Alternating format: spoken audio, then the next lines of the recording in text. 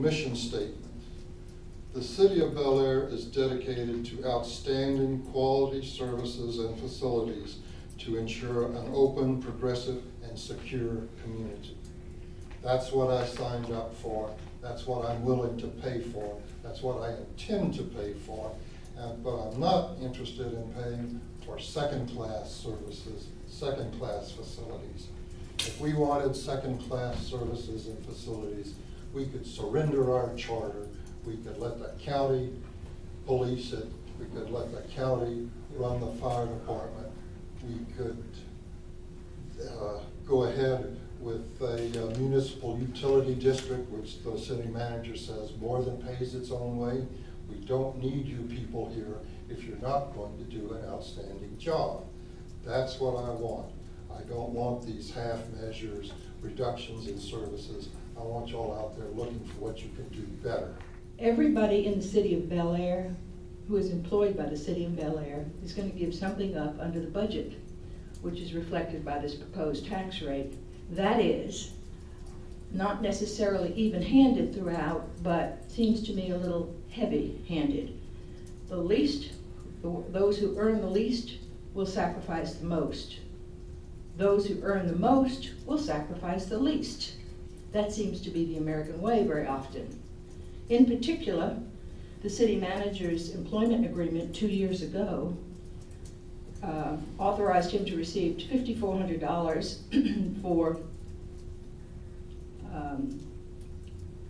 company car travel allowance or car allowance, plus a 5% deferred compensation on top of that $5,400, or a total of $5,670. Not a huge amount, but what was cut that wasn't listed, one small thing, the public's printed city calendars that told them when you met, when boards and commissions met, when the city events took place. We cut that. It cost maybe $3,000, yet the city manager will continue to receive almost $6,000 for a car, an allowance, when he lives maybe a half a mile from here. It's those kinds of inequities that bother me, that the elected body is supposed to equalize, I believe. So what you can do to alter the tax rate will affect a great many people. You think it's a done deal and the staff has worked very hard to give up. Well, the staff has done what it could do, but they've got vested interests. You don't. You represent the electorate here. So I look to you to see what you can do, and I'm not suggesting what to do, but I think there's still some room to cut here. I can live with what you propose, and I said that, and I will, but I think you can do better, and I hope that you will.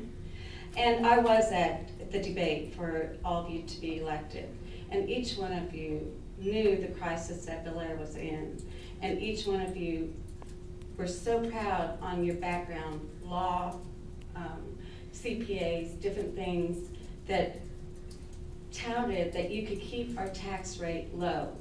In fact, Corbett, quote, on the issues, "I will work to not raise taxes, and I will instead find ways Bellaire can live within its means, just as our residents, blah, blah, blah."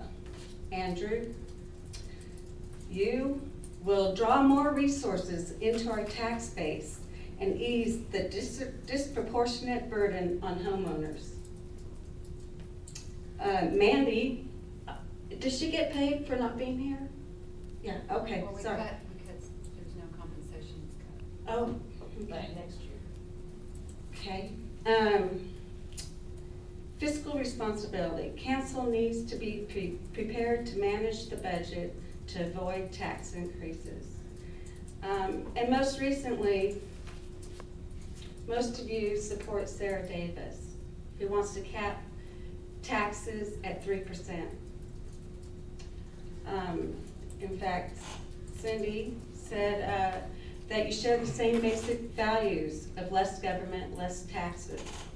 Corbett Parker supports her, Will, and Phil Nard. And I want to thank Will for voting against the tax increase. Really appreciate it. Really, I plead with you to find ways to cut back. I mean, we have so many lavish things that we've built that go unused, look at ways to just cut back in some way. I know when I voted for concrete roads, I didn't get concrete roads.